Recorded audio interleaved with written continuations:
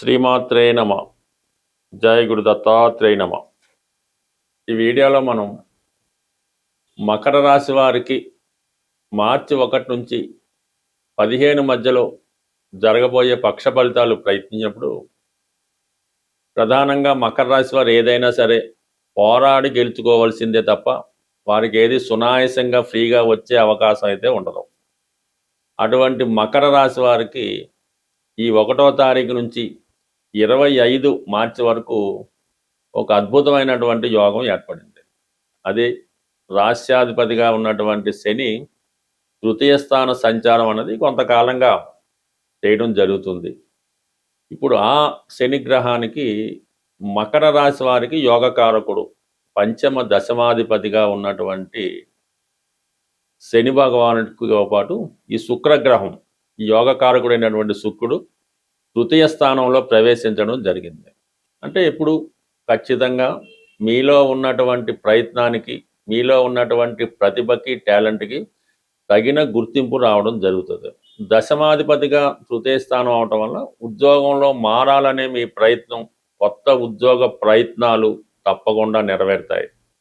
ఎవరైతే కళారంగం, cinema, TV, media, రాజకీయ రంగాల్లో ఉన్నారో వారికి ఒక కొత్త పార్టీలోకి ఆహ్వానం రావడం కానీ, కొత్త ప్రయత్నాలు ఫలించడం కానీ జరిగే అవకాశం ఉంది. లేదంటే మీకు మీరే ఒక కొత్త ప్రయత్నాన్ని ప్రారంభించడం జరుగుతుంది. మీలో ఉన్నటువంటి టాలెంట్కి రుజువు చేసుకుంటారు. ఈ సినిమా ఫీల్డ్లో ఉన్న వాళ్ళకి కంప్లీట్గా మంచి ప్రోత్సాహం అన్నది ఈ సమయంలో రావడం జరుగుతుంది. ఎస్పెషల్లీ స్త్రీలకి, ఎవరైతే మకర రాశిలో ఉన్నటువంటి స్త్రీలు ఉద్యోగ ప్రయత్నం కొరకు, ఉపాధి అవకాశాల కొరకు ప్రయత్నం చేస్తున్నారో వారికి 100కి 100 పాళ్ళు వారి యొక్క ప్రయత్నం అన్నది నెరవేరే అవకాశం ఉంది. ఇంచుమించుగా అది 25వ తారీఖు లోపల జరిగే అవకాశం ఉంది. కొద్దిగా ప్రయత్నం మీరు చేయండి, 100% ఫలితాన్ని మీరు పొందుతూ ఉంటారు.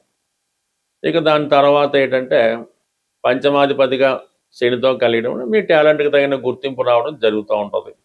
పెళ్లి విషయంలో కూడా, ప్రేమ విషయంలో కూడా కొంతవరకు అది ప్రోగ్రెస్లో కనబడుతూ ఉంటుంది. అది పెళ్లి దాకా వెళ్ళకపోవచ్చు కానీ కొంతవరకు ప్రోగ్రెస్ కనబడుతూ ఉంటుంది అన్నమాట ప్రేమికుల మధ్య.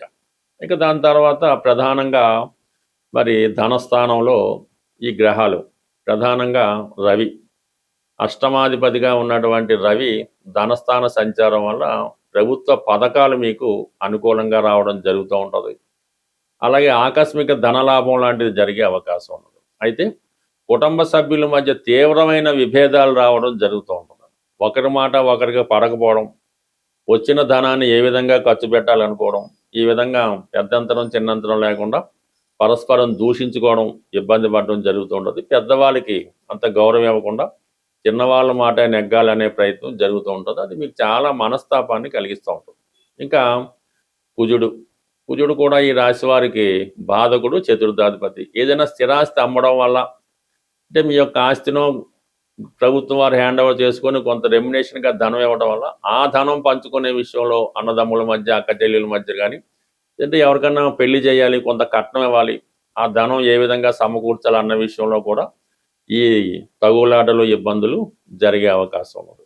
ఇక రాహు అక్కడ ఉండడం వల్ల మీ కుటుంబంలో ఎవరో ఒకరు వారి తాలూకా బంధువుల్ని ఈ గొడవలోకి లాగి వారికి అనుకూలంగా మార్చుకోవడం జరుగుతూ ఉంటుంది. మీ మీద డామినేట్ చేస్తూ కుటుంబంలో మీ యొక్క విలువ లేకుండా చేయడం జరుగుతూ ఉంటుంది. ఈ విధంగా జరుగుతూ ఉంది.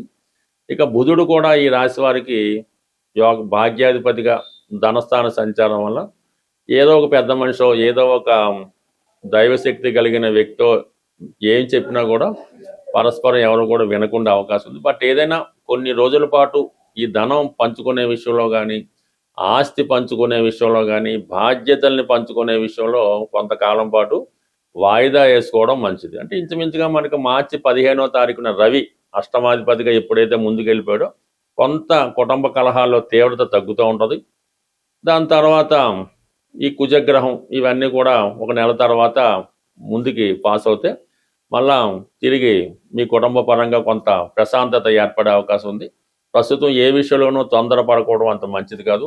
ఏమాత్రం తొందరపడినా కూడా ఆ కుటుంబం స్ప్లిట్ అవ్వడం కానీ, అది ఒకరికొకరు వేరే కుటుంబాలు విడిపోవడం కానీ జరిగే అవకాశం ఉంది. కాబట్టి నిదానంగా వ్యవహరించడం అన్నది చాలా మంచి విషయం. బట్ అలాగే మరి ప్రధానంగా గురువు 6వ స్థానంలో ఈ సమయంలో ఈ మార్చి 11వ తారీఖున రుజు మార్గంలోకి రావడం జరుగుతూ ఉంటుంది. దానివల్ల మీరు ఏదైనా గతంలో ఏదైనా ఉద్యోగ ప్రయత్నం చేస్తున్నా, ఓ సెటిల్మెంట్ కోసం వెళ్తున్నా, ఒక ఆరోగ్య విషయంలో ఒక నిర్ణయం తీసుకోవాలన్నా కూడా ఇవన్నీ కూడా మీకు ఈ మార్చి 11 తర్వాత ఒక నిర్ణయానికి రావడం జరుగుతుంటుంది. ప్రధానంగా వృత్తిపరంగా ఉన్నటువంటి సమస్యలు పరిష్కారం అవడం కూడా ఈ సమయంలో జరిగే అవకాశం ఉన్నది. అలాగే ఈ బుధగ్రహం మీరు కొత్తగా ఏదైనా వ్యాపారం చేద్దామని కానీ, ధనం సంపాదించే మార్గాలు అన్వేషిస్తున్నా, ప్రధానంగా విద్యార్థులు ఈ విషయంలో చాలా అప్రమత్తంగా ఉండవలసి ఉంటుంది.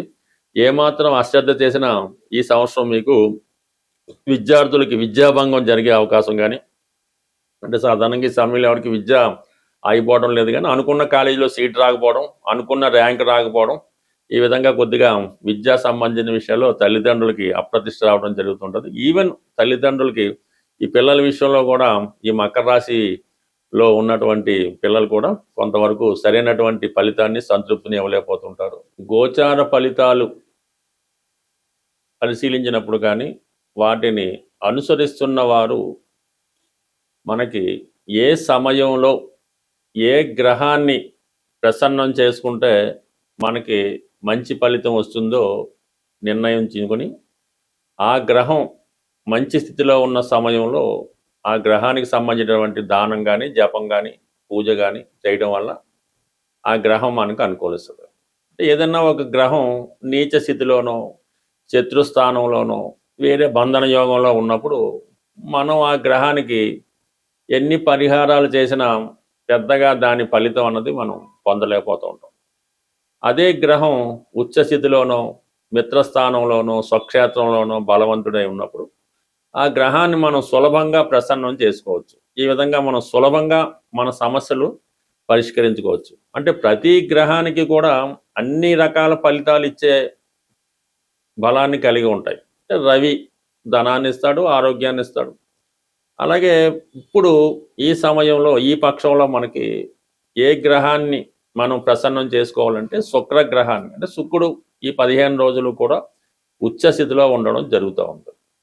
ఆ కారణం వల్ల ఏంటంటే మీరు శుక్రుని యొక్క కారకత్వాలు, శుక్రుడు అన్ని ఇవ్వగలడు, ఆరోగ్యాన్ని ఇవ్వగలడు, మృత సంజీవిని విద్య తెలుసున్నవాడు, అంటే మరణించిన వాళ్ళని కూడా బతికించగలడు. అంటే మరణం అంటే కేవలం ప్రాణం పోవడమే కాకుండా ఏ విధంగా వాడు జీవోత్సవంలో ఉన్నా తిరిగి ఐశ్వర్యాన్ని ఇచ్చో, ప్రాణం పోసో, శక్తినిచ్చో మళ్ళా జీవాన్ని నింపగలనమాట. అటువంటి శుక్రుడు మరి ప్రస్తుతం ఉచ్చస్థితిలో ఉండడం వల్ల ఏ రాశివారైనా శుక్రగ్రహ అనుగ్రహం కోసం మరి లక్ష్మీ అమ్మవారిని పూజించడం, సో ఇవన్నీ మనకు అందరికీ తెలిసినవి. అంటే సింపుల్గా పరిహారం పొందాలి, శుక్రగ్రహ అనుగ్రహం పొందాలంటే స్త్రీలని గౌరవించాలి. ప్రధానంగా స్త్రీలని గౌరవించడం, భార్య, చెల్లెలు, వదిన గారు, మదరు, ఎవరైనా సరే స్త్రీలని మీకు బయట వాళ్ళకి అక్కర్లేదు, కానీ దగ్గర బంధువుల్లో, రక్త సంబంధికుల్లో మీకు మంచి సౌభాగ్యంతో, అదృష్టంతో ఉన్న స్త్రీలను గౌరవించి వారికి విధి విధానంగా సత్కరించి వారికి పసుపు కుంకాలు, చీర, జాకెట్టు, పసుపు కుంకం, గాజులు, ఈ సౌభాగ్య వస్తువులు ఆ స్త్రీలకి మీరు కానుకగా ఇవ్వడం వల్ల మరి అంటే వాళ్ళు అదృష్టంగా స్వీకరించాలి, వాళ్ళు మీ బాగును కూడా కోరుకోవాల్సి ఉంటుంది. అలాగే మనం ఎవరినైతే ఈ భావమతులు సత్కరిస్తాం వాళ్ళు మీ యొక్క చెడును కోరుకుంటే మళ్ళీ ఇబ్బంది కలుగుతూ ఉంటుంది. ఈ విధంగా ఎవరైతే మీ యొక్క సత్కారాన్ని సంతోషిస్తారో, మిమ్మల్ని బాగుండాలని కోరుకుంటారో అటువంటి వారికి కనీసం 6 లేదంటే కనీసం 2 అయినా సత్కరించడం వల్ల కంప్లీట్గా మీరు శుక్రగ్రహ అనుగ్రహాన్ని సంపూర్ణంగా పొందడం జరుగుతూ ఉంటుంది. కాబట్టి మరి ఈ సమయంలో మీరు అలాగా సత్కరించవచ్చు. లేని పక్షంలో మరి శ్రీ సూక్తం కానీ, కనకదార స్తోత్రం కానీ, లక్ష్మీ స్తోత్రం కానీ పారాయణ చేయొచ్చు. లేదు ఇవన్నీ కుదరదనుకుంటే శుక్రవారం రోజు ఏదైనా అమ్మవారి ఆలయంలో, స్త్రీ దేవత ఆలయంలో ఎరుపు రంగు పుష్పాలు, గులాబీ పువ్వులు కానీ, మందార పువ్వులు కానీ ఒక 6, అలాగే 6 దానిమ్మ పళ్ళు అమ్మవారి ఆలయంలో భక్తులకు సమర్పించడం కానీ మరి అమ్మవారికి సమర్పించడం వల్ల కంప్లీట్గా మీకు ఈ శుక్రగ్రహ అనుగ్రహం వస్తుంది. శుక్రగ్రహం అనుగ్రహం ఉంటేనే మీ యొక్క కాపురం, ధనం, ఐశ్వర్యం అన్నీ అనుకూలించే అవకాశం ఉంది. స్వస్తి.